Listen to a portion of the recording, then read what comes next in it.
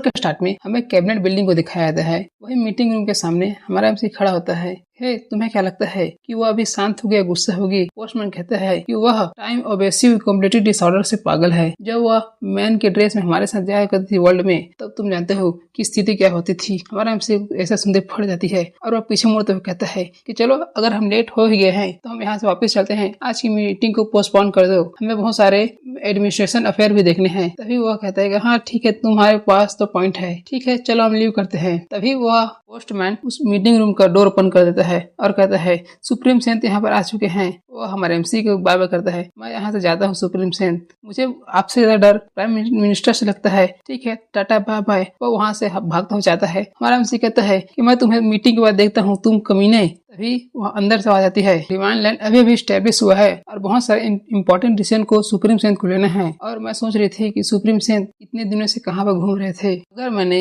ये फैमिली से तुम्हारे ट्रैक का कोई भी डिस्कवरी नहीं किया होता तो मुझे पता ही नहीं चलता कि तुम कहाँ पर। हमारा एमसी मीटिंग रूम में आते हुए कहता है मुझे जैसे ही पता चला कि तुम मुझे बुला रही हो, मैं वहाँ पर तुरंत दौड़ा दौड़ा भाग आ गया। मीटिंग रूम को दिखाया जाता है और सभी लोग हमारे एमसी को देखकर खड़े हो जाते हैं। सुप्रीम सेंट आपकी जय हो। प्राइम मिनिस्टर कहती है यह कैबिनेट मीटिंग है, क्या तुम प्लीज मुझे prime minister of the east के नाम से जानोगे? Supreme saint please. हमारे एमसी कहते हैं हाँ prime minister of the east, ऐसे कहते हैं। हमारे एमसी अपनी सीट पर जाकर बैठ जाता है और प्राइम मिनिस्टर खड़ी होती है और एमसी को कहती है सब रिसेंट ऑफिशियल डॉक्यूमेंट है जिन्हें तुम्हारी अप्रूवल की जरूरत है। इनमें diplomatic reorganisation, institute of educational and livelihood of citizens के सभी हैं और गवर्नमेंट को अपॉइंट करने के लिए भी यहाँ पर बहुत सारे डॉक्यूमेंट है, तुम इसे प्लीज देख लो। एमसी कहता है कि इन सब चीजों को तुम्हें अप्रूव कर सकती थी, फिर तुम्हें मेरी जरूरत क्यों है? वह प्राइम मिनिस्टर उन सभी डॉक्यूमेंट पर हाथ मारते हुए कहती है यह कंट्री है जिसे तुम्हारे द्वारा लीड किया जाता है, अगर और तुम्हारे ही ऑर्डर यहाँ पर चलते हैं। अगर यहाँ पर कुछ गलत हो गया तो हम किसे जवाबदारी देंगे, किसकी रिस्पॉन्सिबिलिटी होगी? अगर तुम्हें यह सब पता नहीं होगा तो यह तो पूरी तरह से बेकार चला जाएगा और हमारी यह कंट्री पूरी तरह से बर्बाद हो जाएगा। जिनको हमारे एमसी पर भड़कते हुए देखकर कैबिनेट के सभी मंत्री कहने लगते हैं, खुशफुस करने लगते हैं यह प्राइम मिनिस्टर ओनली है जिसे हमारे सुप्रीम से झेल नहीं सकते। हाँ, तुम अभी यहाँ पर भी नया है, तुम्हें नहीं पता कि प्राइम मिनिस्टर और हमारे सुप्रीम से दोनों पुराने कॉमरेड्स हैं और दोनों ने ही अपने सैडनेस एंड लवली पल को एक साथ बिताया है। प्राइम मिनिस्टर ने पहले अपना ड्रेस को एक मैन की तरह कर लिया था और हमारे सुप्रीम सेंट के साथ लाइफ एंड डेथ की मैच में सिचुएशन में फाइट किया और वह दोनों का फ्रेंडशिप एकदम लाइफ एंड डेथ से जुड़ा हुआ है जिसे कोई तोड़ नहीं सकता। हमारे एमसी कहता है कि ठीक है मैं समझ गया, सभी लोग थोड़ी देर रुको, मैं इन सभी को खत्म कर लेता हूँ। तो हमारा एमसी राउंड मिरर टेक्निक इस्तेमाल करता है और अपने 3 क्लोन और बना लेता है। सभी मिलकर उस डॉक्यूमेंट को चेक करने लगते हैं और हमारे एमसी उन पर साइन करने लगता है। ये लो, तुम धरो, हाँ ये ऐसा वो ऐसा। प्राइम मिनिस्टर उसे देखकर ऑकवर्ड हो जाती है। तभी वह सभी कैबिनेट मंत्री कहते हैं यह तो इनविजिबल है, ये ग्रेट है, यह तो ग्रेट है। हमारे एमसी उन सभी डॉक्यूमेंट को खत्म कर लेता है और सभी कहते हैं यह सब खत्म हुआ। सभी वर्क को डन होने के बाद मैन कटर अपने टेक्निक को खत्म कर देता है। इस स्किल को देखकर वह सभी मंत्री कहने लगते हैं कि हमारे सुप्रीम सेंट का तो स्किल दुनिया में अनमैचेबल है। हमारा मैन कटर उनसे कहता है कि आप सभी का थैंक यू। मैंने जब इन डॉक्यूमेंट को अप्रूव किया तो मुझे रियलाइज हुआ कि prime minister of the east और आप सभी लोग बहुत हार्ड वर्क करते हैं और आपकी हार्ड वर्क इसमें दिख रही है। मैं बिलीव करता हूँ कि आपके इसी हार्डशिप से हम अपने डिवाइन लैंड को इस वर्ल्ड में ग्रेटेस्ट बनाएंगे। इस डिवाइन लैंड की आगे की केयर मैं आप सभी लीडर्स पर छोड़ता हूँ। हरकतों को देखकर प्राइम मिनिस्टर शर्मिंदा हो जाती है। आराम से उससे कहता है क्या सभी डॉक्यूमेंट तो सेटलमेंट हो गए, चलो आगे क्या करना है। एमसी कहती है कि यहाँ पर एक और इम्पोर्टेंट इवेंट है जिसे तुम्हें अटेंड करना है, वह हमारे यहाँ बनने वाले कांग्रेस का लॉ है। हमारा एमसी कहते हैं कि सभी चीज प्रिपेयर हो गए हैं। तभी वहाँ का एक मंत्री कहता है लैंड अभी भी स्टैब्लिश हुआ है और हमें इसे रिस्टोर करने के लिए रेस्ट करने की जरूरत है। फिर हमें क्यों इसे ऑर्गेनाइज करने की जरूरत है कांग्रेस ऑफ ऑल लॉ को। जो अगर हमारे पास इतना ही बजट है तो हम इस बजट का इस्तेमाल इंफ्रास्ट्रक्चर डेवलपमेंट और एजुकेशन पर्पज के लिए क्यों नहीं करते। वह सभी लोग मीटिंग में शांत खड़े हो जाते हैं। तभी प्राइम मिनिस्टर कहती है मैटर बहुत कॉन्फिडेंशियल है और हमारे कंट्री के फाउंडेशन का मामला है। आप सभी यहाँ पर बहुत सारे टेस्टों को गुजर कर आए हैं, बहुत सारे हार्ड टेस्टों को गुजर कर आए हैं और आपका बैकग्राउंड भी चेक किया गया है। आप सभी लोग ग्रेट टैलेंट को प्रोसेस करते हैं जो हमारे इस कंट्री को चलाने के लिए चाहिए। आप सभी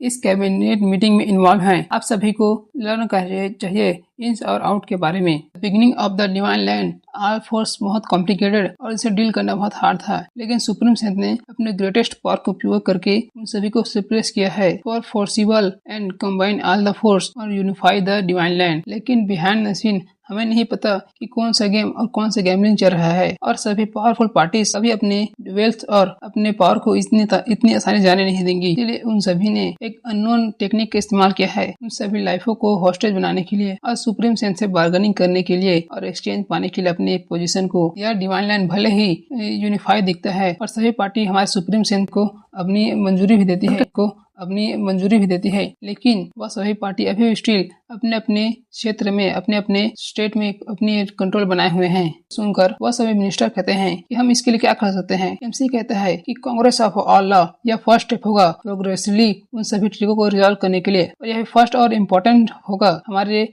देश के नेशनल फाउंडेशन को बनाने के लिए। एक मिनिस्टर कहता है यह सही है, Congress of all law invite करेगा कल्टीवेशन टैलेंट को फ्रॉम पूरे दुनिया से जो हमारे गवर्नमेंट को ज्वाइन करना चाहते हैं, और वह यह सब अपने मेरिट पॉइंट्स के हिसाब से कर सकते हैं। यह इम्पोर्टेंट है हमारे कंट्री के टैलेंट को सिलेक्ट करने के लिए। दूसरा मिनिस्टर कहता है यह बेस्ट प्लान है हमारे गवर्नमेंट पावर को बढ़ाने के लिए और इसे मजबूत करने के लिए और उन सभी नोबल फैमिली को उनकी पावर को डिवाइड करने के लिए। हाउएवर लेकिन अभी हम इसे कैसे सॉल्व करेंगे उस अनजाने टेक्निक को जो हमारे लोगों की लाइफ एंड डेथ को थ्रेट में डाल रही है और पूरी दुनिया को संकट में डाल रही है। मिनिस्टर कहते हैं कि वह सभी विचित्र टेक्निक वो हमारे ह्यूमैनिटी के लिए बहुत बड़ा खतरा है और हमारे नेचर के लिए भी। यह हमारे को बहुत ह्यूमिलेट करता है और हमारे कांग्रेस ऑफ ऑल लॉ के विरुद्ध जाता है। हमारा कांग्रेस ऑफ लॉ इस तरह डिजाइन किया गया है कि वह सभी न्यू जनरेशन को हमें में ज्वाइन करने के लिए अप्रोच करेगा और उन्हें ज्वाइन करने में आसानियत पैदा करेगा। मिलकर हमारे इस नेशन को आगे बढ़ाएंगे और वह सभी शेयर करेंगे हमारे इस नेशन की ग्लोरी और इस नेशन के लॉस को, और हम सभी मिलकर इस क्राइसिस को रिजॉल्व करेंगे। हम अपने से इस क्राइसिस को रिजॉल्व करेंगे। यह सब सुनकर वह भी मिनिस्टर ताली बजाने लगते हैं। यह ब्रिलियंट आइडिया है, यह फैंटास्टिक आइडिया है, प्राइम मिनिस्टर आपका आइडिया बहुत ग्रेट है। तभी सीन शिफ्ट होता है और वहाँ पर रात हो जाती है। सभी मिनिस्टर अपने अपने वहाँ घर चल जाते हैं। वहाँ मीटिंग रूम में सिर्फ हमारे एमसी और प्राइम मिनिस्टर बैठे होते हैं। हमारा मैन कैटर उस प्राइम मिनिस्टर को वर्क करते हुए देखता है, थोड़ा उसे लाइन मारता है और ऐसा करते हुए कहता है कि हमने अपने फ्रेंड के साथ 10 साल से ज्यादा मिलकर लाइफ एंड डेथ को फाइट किया और हम जो चाहते थे वो आज हमें मिल चुका है। उस समय किसने सोचा था कि world famous boy Dong Feng Yusu actually में डोंग फैमिली की सबसे बड़ी बेटी होगी। मिस्टर उसकी बात सुनकर कहती है कि तुम क्या कह रहे हो। हमारा एमसी कहता है कि मैं वंडरिंग कर रहा हूँ, अगर तुम हमारे इस डिवाइन लैंड को रिस्टोर करने के बीच में यहाँ से छोड़कर चले जाओ, कौन इसकी रिस्पॉन्सिबिलिटी लेगा इस डिवाइन लैंड को रिस्टोर करने के लिए। प्राइम मिनिस्टर कहती है मैं यह सब तुम्हारे लिए नहीं कर रहा हूँ, मैं यह सब अपने कॉमरेड्स के लिए कर रहा हूँ जो यहाँ पर अभी नहीं है। हमारा एमसी थोड़ा शांत होते हुए उससे कहता है कि बाय द वे मैंने सुना है कि तुम्हारा सन भी इस कांग्रेस ऑफ ऑल लॉ में पार्टिसिपेट कर रहा है, क्या तुम्हें डर नहीं लग रहा है कि वह हर्ट हो जाएगा। उसकी बात सुनकर प्रेसिडेंट थोड़ा चौंक जाती है और एमसी से कहती है उसकी लाइफ है और उसने डिसीजन लिया है तो मैं उसे सपोर्ट करूंगी, ना कि उसे रोकूंगी। हमारे एमसी कहता है कि बाय द वे तुमने सभी को सडनली अनाउंस किया कि तुम्हारा एक बच्चा है और सभी तुम्हारे आशिकों का दिल तोड़ दिया। वह सभी क्यूरियस है तुम्हारे स्टोरी जानने के लिए कि उसका फादर कौन है, उसका फादर किस प्रकार का गाय है, वह कैसे जीता है, उसकी आंखें कैसी है, वह कैसे लुक करता है, वह सभी जानना चाहते हैं। उनकी बातें सुनकर प्रेसिडेंट को क्वेश्चन नहीं पड़ता, वो अपना काम फिनिश करती है और कहती है कि अगर मैं कहूँ कि वह तुम्हारा ही बेटा है और तुम उसके फादर हो तो तुम क्या करोगे। यह सब सुनकर हमारा एमसी पीछे गिर जाता है और वापस ऊपर उठते हुए कहता है क्या तुम मुझसे मजाक कर रही हो ना, सही में मजाक कर रही हो ना।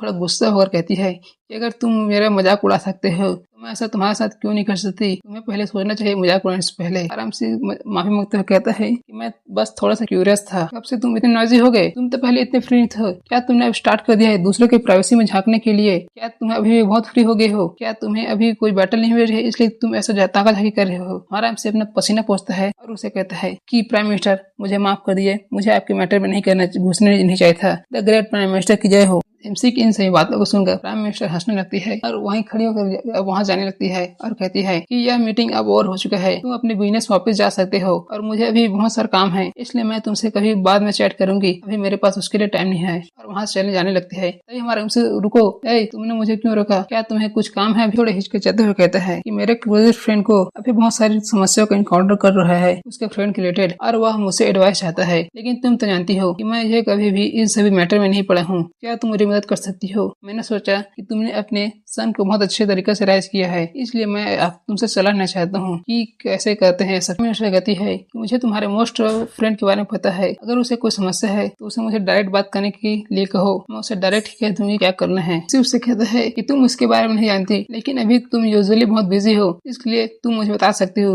वो कहती है अच्छा ऐसी बात है, वो तुम्हारा अभी भी फ्रेंड बना है। हाँ ऐसी बात है, वो अभी रिसेंटली फ्रेंड बना है। वह उस चेयर पर बैठती है और कहती है कि तुम अभी सुप्रीम सेंथ हो और तुम अभी यहाँ के लीडर हो, इसलिए मैं तुम्हारी बात को सुनूंगी। चलो तुम मुझे बताओ कि क्या है और मैं तुम्हारे लिए क्या कर सकती हूँ। तो हमारा एमसी कहता है कि ग्रेट, और हमारे एमसी से बताता है अपनी कहानी अपने फ्रेंड के रूप में ना, मतलब वह अपनी कहानी बता रहा है लेकिन उससे कह रहा है कि अपने फ्रेंड की कहानी बता रहा है।